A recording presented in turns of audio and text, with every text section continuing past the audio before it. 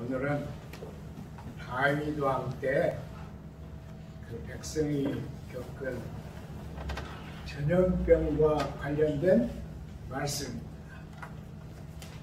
우리는 대개 구약을 읽을 때 왜 이스라엘의 역사가 그 역사 내용 자체가 우리 성경에 기록이 되었을까 이렇게 의심을 하죠.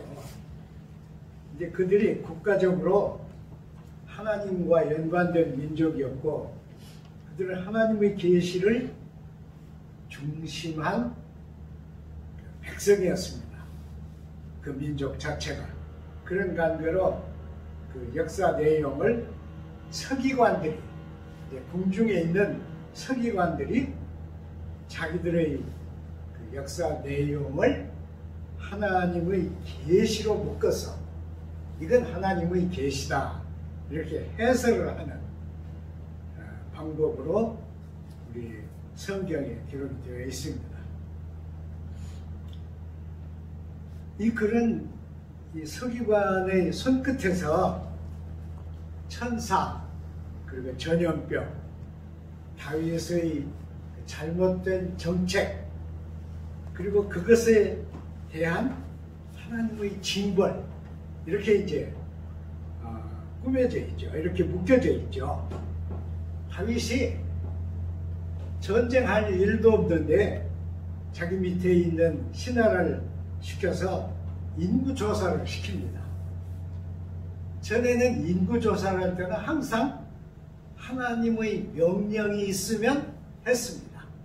근데 이번에는 하나님 명령 없이 다윗이 자기 신하에게 나가서 인구조사를 해라 그럽니다. 이게 신하가 아니 임금님 뭐라고 불러요 여러분? 전하 그럽니까?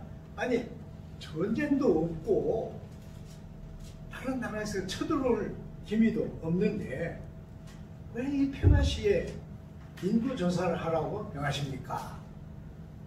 그렇게 이제 반문을 했어요. 우리 성경에 보면. 그래서 다윗은 가라. 가서 조사를 해라. 이렇게 했습니다. 여기서부터 시작하죠. 여기서부터 시작해요. 근데 이 사람이 가서 이제 인구조사를 합니다. 근데 하나님은 다윗이 하는 이 일을 엄청 나쁘게 보십니다. 그럴 수밖에 없죠. 이 신하는 인구를 헤아리지 않아도 인구가 100배 많아지기를 바랍니다. 그런데 평화시에 왜 인구조사를 합니까? 밑에 있는 신하는 군인이잖아요. 군인 대장이잖아요.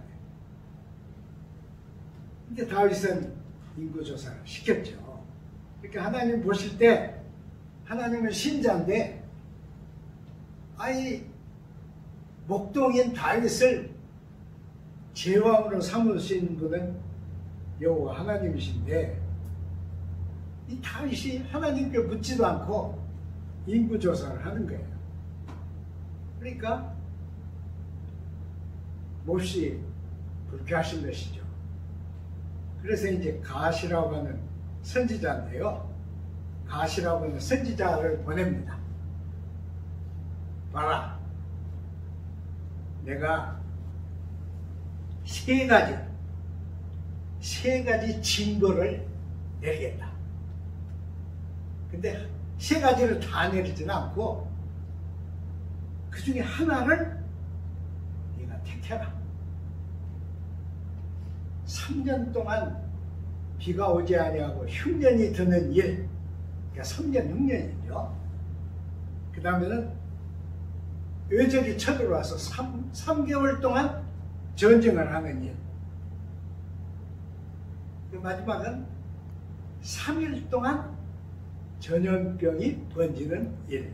이랬습니다. 3일 동안 전염병이 번지는 일.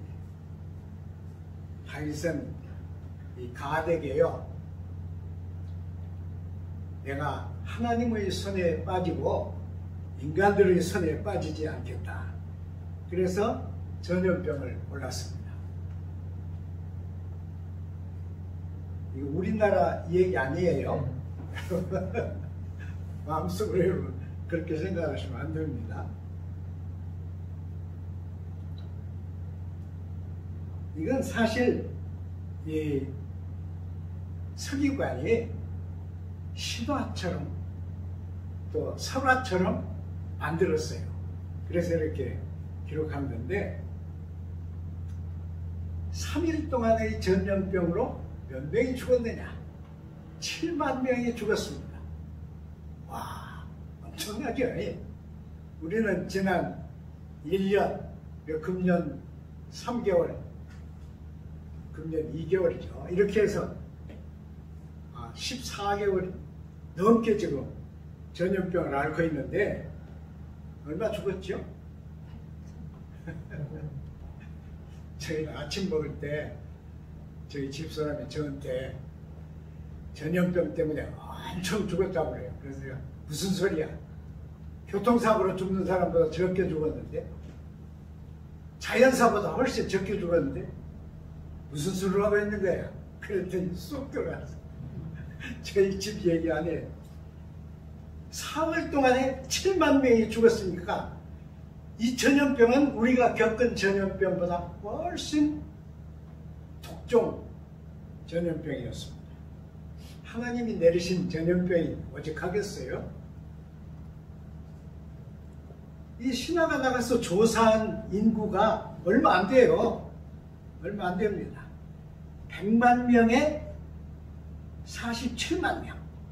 그러니까 147만 명인데 그 중에 7만이 죽었습니다. 이야, 대단하죠? 저는 이 성경 읽으면서요, 이 서기관은 매우 용기가 있는 서기관입니다. 글로는 안 쓰지만 그 글 속에는 왕을 저주하고 있다.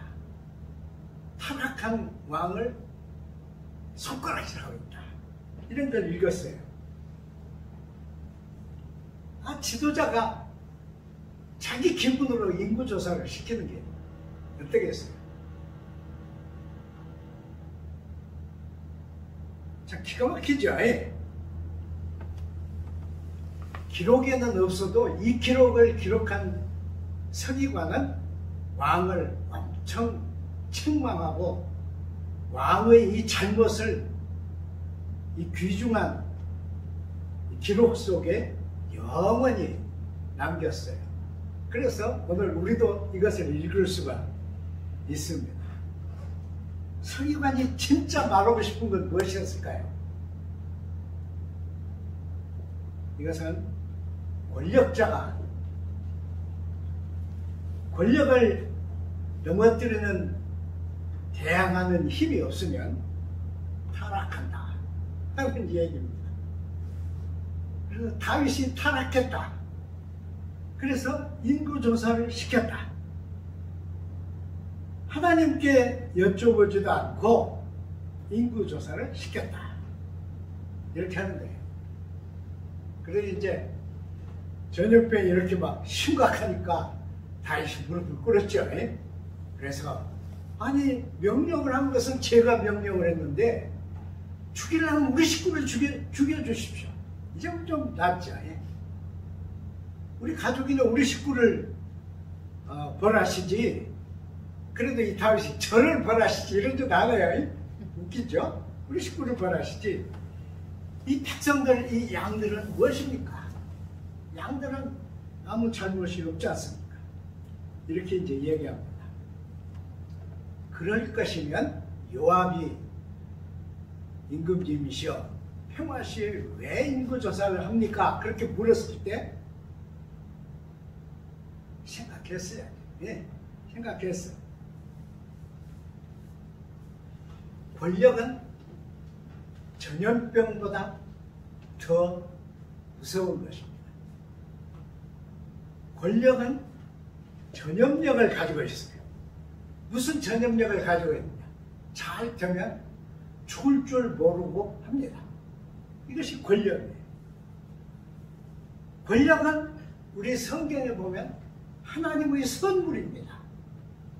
하나님이 택한 자에게 안수해서, 성경에 보면 안수해서 권력을 맡겼습니다. 양들을 위해서. 그런데 이것이 자기 권력이다 이렇게 맹신하게 되면 이것은 전염병보다 더 무서운 독이 되는 권력이 됩니다. 독이 되는 권력.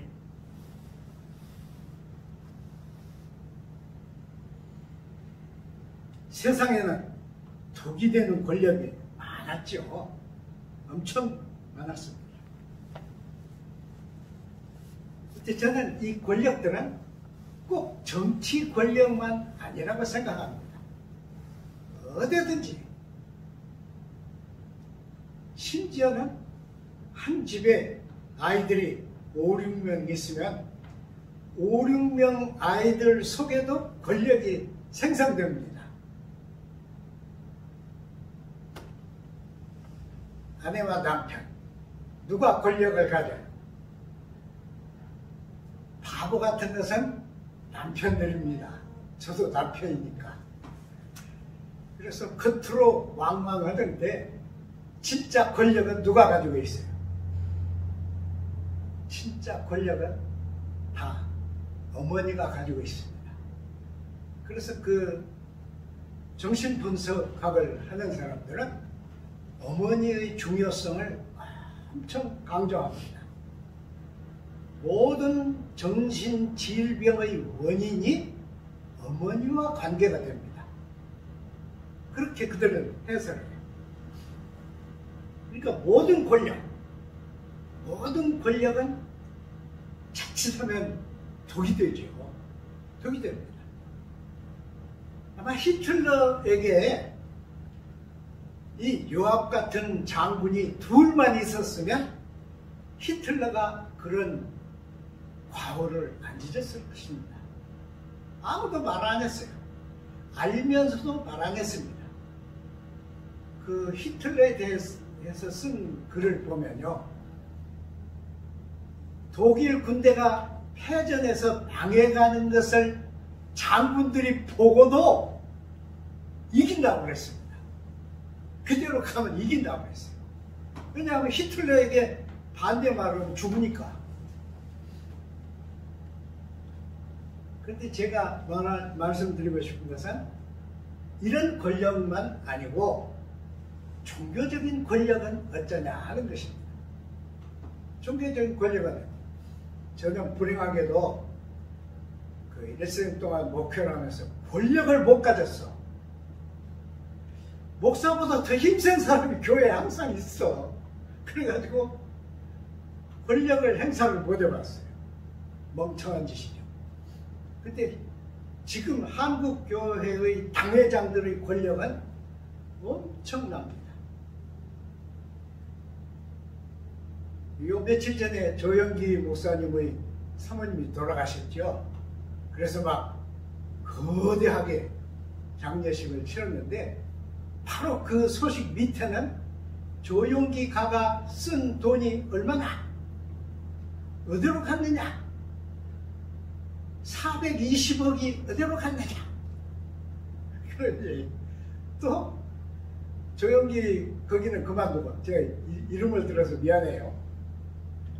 우리 통합직교회, 가장 거대한 교회 800억이 어디 갔느냐? 못 찾아요. 그래도 권력을 행사합니다. 이거 어떻게 됩니까? 이것이 독이 되는 권력입니다. 독이 되는 권력. 그런데 이 선지자 갓은 엄청 너그러운 사람 같아요. 왕에게 찾아와서 지금 백성을 쳐부수는 천사가 오르난의 타작마당에 서 있는데, 칼을 들고 서 있는데, 그 오르난의 타작마당에 판을 쌓으시오. 이렇게 하는 거예요. 제단을 쌓으시오. 참 재미있습니다. 여기를 보면 이 권력가와 다윗이 잠시 타락했지만은 타락한 권력가와 농부 사이에 그 작은 타작마당 하나를 거래하는 얘기가 써 있습니다. 멋있어요. 이건 아주 멋있게 썼습니다. 왜 그것이 멋있냐 그러면 열왕기상 21장에 보면은 아합 왕이 나와요.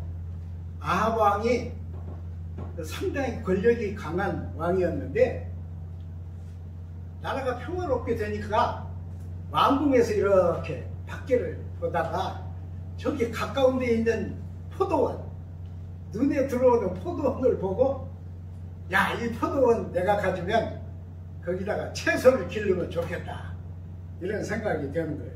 그래서 아합이 이 사람에게 포도원을 나에게 넘겨라 그랬습니다. 그러니까 여기는 달라요. 여기는 이 사람이 다르게, 나봇이라는 사람이 다르게 얘기합니다.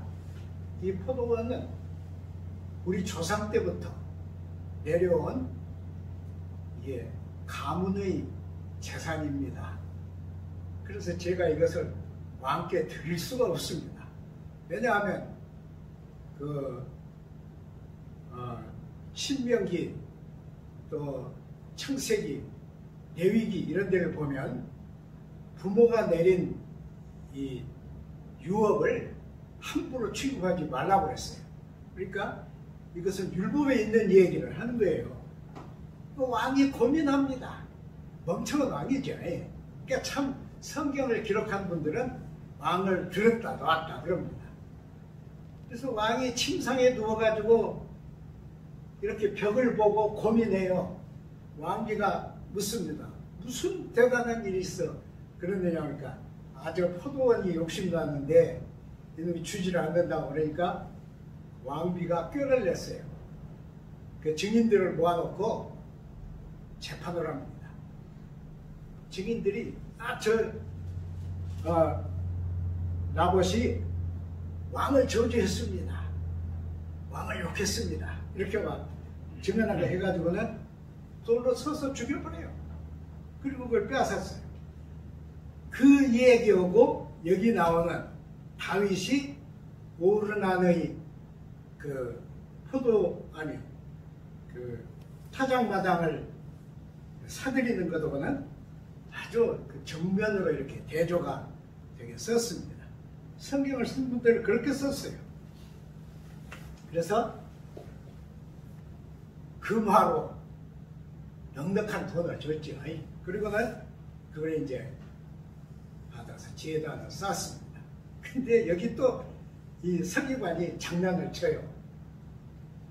제단을 쌓았으면 어떻게 해야 돼요? 제단을 쌓았으면 제사를 올려야 하잖아요. 근데 여기는 헌물을 올렸다. 그래서 천사가 화를 풀었다. 요렇게만 한 절만 썼습니다. 그러니까 이 서기관은 글로는 그걸 표현은 않지만은 내용적으로는 왕이 참 잘못했다, 이것을 계속 거듭해서 얘기를 합니다. 만일 이 서기관이요 다윗의 쪽에 막 서 있는, 지금 우리 청와대 같이 말이죠. 청와대 임금 있어요, 없어요? 녹음되니까 여러분 말하면 큰일 납니다. 목사가 물은 건 죄가 안 돼요. 근데 여러분이 왕이 있다 그러면 여러분 죄됩니다.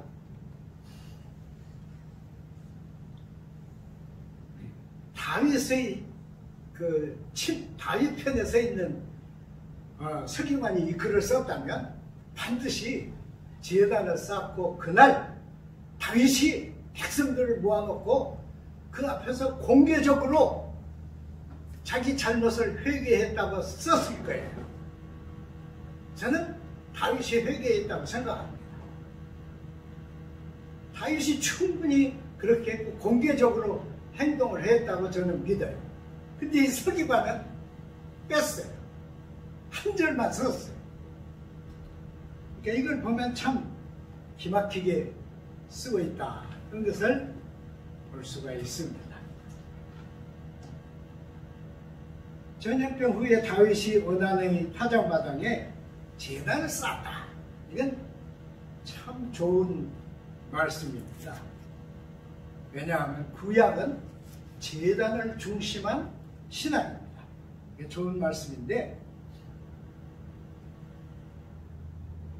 하나님 앞에서 제단을 쌓는 것은 신앙의 중추입니다.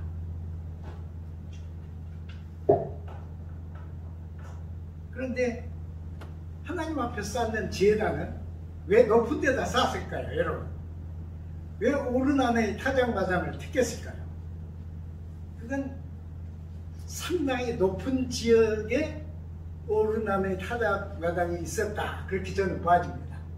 그 제단을 높이 쌓았어요. 우리 군산에서 제일 교회를 잘 지은 곳이 몇 군데 있습니다. 대복교회. 대복교회 아주 좋은 자리에 있죠.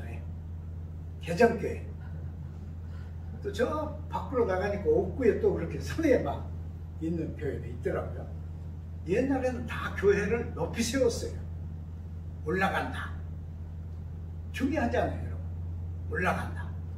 하나님께 예배를 드리러 올라간다. 막 할머니들 구부러져서 막 다리가 안 움직여. 그 영감들도 막 지팡이 짚고 다리가 막 이상해. 그래도 예배를 올리려고 올라간다. 이게 의미가 있습니다. 올라간다. 내 발로 올라간다. 그러니까 이 제단은 하늘과 땅 사이에 있습니다. 그렇죠? 하늘과 땅 사이에 있어요. 구약시대는 아브라함의 제단, 야곱의 제단, 또 모세의 제단, 이렇게 제단이 모든 역할을 다 했습니다. 우리 시대는 어때요? 우리 시대는 제단이 없는 시대입니다. 제단을 뭐가 삼켜버렸어요? 교회가 삼켜버렸어요. 여러분, 그 종교개혁 때는 이렇게 막 화려한 제단이 없었어요. 캐톨릭에 있던 화려한 제단이 없었습니다. 그때 종교개혁 때에도 제단을 이 높이에다가 만들었어요. 그래서 제단에 설교를 할 사람은 자리에서 일어나가지고 계단으로 올라갔어요. 올라가서 사람들을 향해서 설교를 했습니다. 한국교회 어떻게 됐어요? 지금 제단은 없어지고요. 크리스탈이라고 해? 훤하게 보이는 거. 훤하게 보이는 것으로 다들 이걸 만들었죠. 이걸 만들었어요. 그래서 큰 교회는 이것을 서너 개 놓더라고요. 사회하는 사람, 기도하는 사람, 성경 읽는 사람, 설교하는 사람 따로따로 이렇게 해가지고 그렇게 하더라고요. 무슨 얘기예요? 제단이 없어졌어요. 뭐만 있어요? 괌치는 이 단만 있습니다. 이거 얼마나 잘못한 일인지 알 수 없습니다. 교회의 제단이 없어지니까 하나님을 향한 제단에 올려드림이 없어졌습니다. 그래서 큰 교회들은 헌금을 어떻게 하는지 아십니까? 교회에서 만들어준 카드가 있습니다. 그래서 카드로 긁습니다. 그러면 어떻게 돼요? 예배 시간에 헌금 이렇게 내고 그럴 것도 없어요. 우리도 지금 헌금통이 있지만 그냥 교회 통장으로 들어옵니다. 그러니까 교인들이 죽으라고 한 이 헌금들이 악마들의 손에서 마음대로 쓰이는 것이죠. 지난주에 제가 그 서울교회 얘기를 잠시 그 유튜브로 봤는데요. 이 서울교회를 한 사람은 여기 전주대학교 총장을 하던 사람이에요. 어느 날 전주대학교 총장이 저를 만나겠다고 해서 무슨 일인가 하고 가보았더니 뭔가 거대한 의자에 탁 앉아가지고 공부를 어디서 했어요? 그러더라고요. 나는 공부 많이 못했습니다. 전공이 뭐예요? 신학 본사는 무슨 전공이 있어요? 저는 전공 없습니다. 그저 한다면 신약 성경을 하겠다 그랬더니 신약은 내가 전공했는데? 이러더라고요. 그것만 그냥 봐도 저건 관계가 있어요. 근데 이제 합동측 그 충현교회로 갔죠. 충현교회 목사로 들어갔는데 목사님 오고 막 싸웠어요. 이 목사님이 아니 교인들 앞에서 파자마만 입고 다니는 저 사람이 무슨 목사냐고 그래서 내쫓았습니다. 네 사람이 나와서 그 강남에다가 교회를 세웠는데 지하 3층, 지상 8층 이런 교회를 세웠습니다. 근데 그 교회 세울 때의 증언 중에 땅 한 평이 2천 얼마래요. 2천 몇백만 원이래요. 그래서 이 여자가 아파트를 구입하려고 부금 넣는 거 있잖아요. 그 뭐 넣는 거 있잖아요. 그걸 넣은 걸 깨서 한 평을 샀다는 거예요. 자기는 2천 몇백만 원을 교회에 내고 한 평을 샀는데 한 평만 산 사람은 없다는 거예요.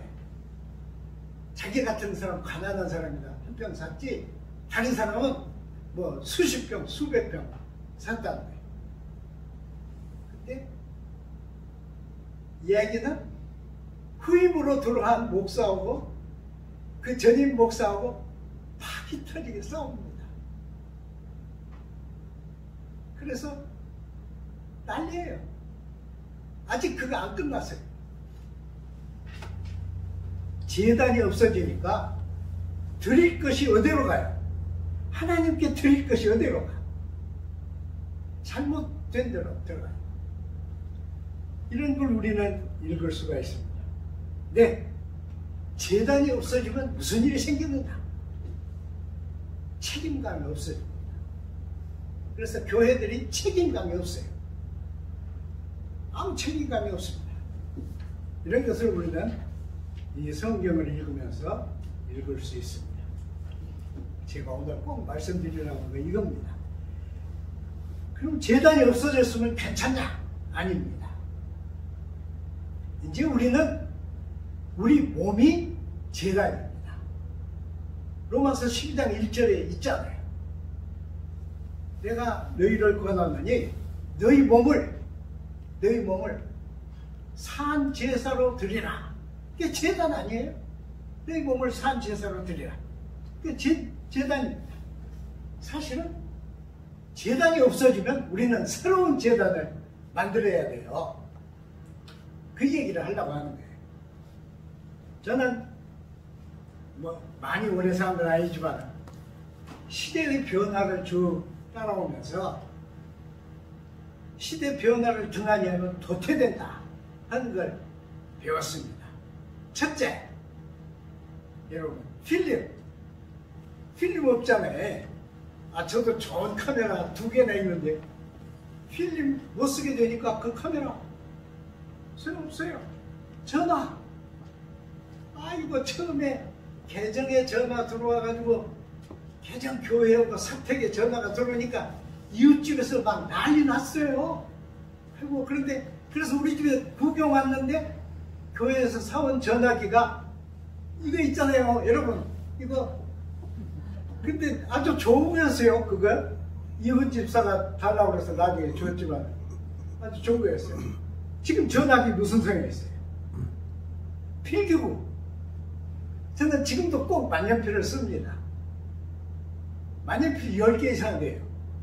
옛날부터 쓰던 것만. 파카 51, 24 뭐 많아요. 무엇이서요 그거? 필그무가 바뀌어야 돼요. 가장 중요한 도태된 것, 유럽의 기독교입니다. 유럽의 기독교는 구조하고 신앙을 동격으로 만들었습니다. 결과 교회의 재단이 없어지고 의미를 잃고 구조가 힘을 잃게 되자 유럽의 그 많은 신자들은 다 어디에 있어요? 집에 있습니다. 집에 있어요. 교회가 도태돼서 재단이 도태돼. 21세기의 신앙은 어디 우리가 찾아가서 여기에서만 기도를 하면 그런 재단이 아닙니다. 21세기의 재단은 움직이는 재단입니다. 그래서 차에다가 뭐 재단 싣고 다니는 얘기는 아닙니다. 우리가 가는 것이 재단입니다. 내가 눈물을 흘리는 것이 재단입니다. 내가 한숨 쉬는 것이 재단입니다. 나의 재단입니다. 나의 재단. 온 세상의 재단을 다 버려도 나 크리스찬들은 자기가 재단입니다. 자기가 하나님 앞에 책임을 지는 재단입니다. 무엇을 드리는 거예요? 나를 드리는 것입니다.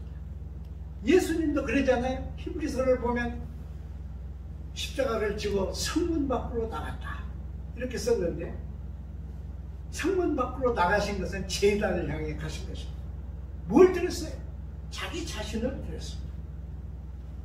우리가 드릴 제물은 돈이 아닙니다. 교회를 운영하기 위해서 우리가 헌금을 모으지만 그것이 제단의 제 일격이 아닙니다. 뭐예요? 나 자신입니다.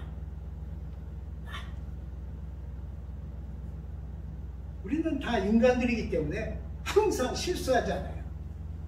분내기도 하고 남을 증오하기도 하고. 그걸 어디 가서 해결해요? 자기 재단에서 해결해야 합니다. 자기 재단에서. 매일 내가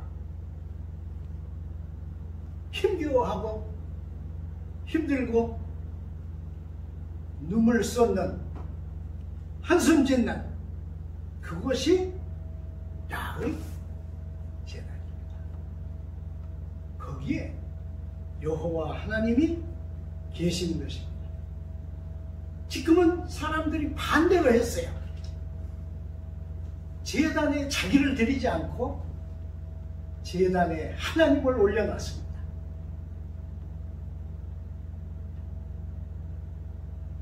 인간들이 헌물을 올려야 할 제단에 하나님을 모셔다 올렸어요.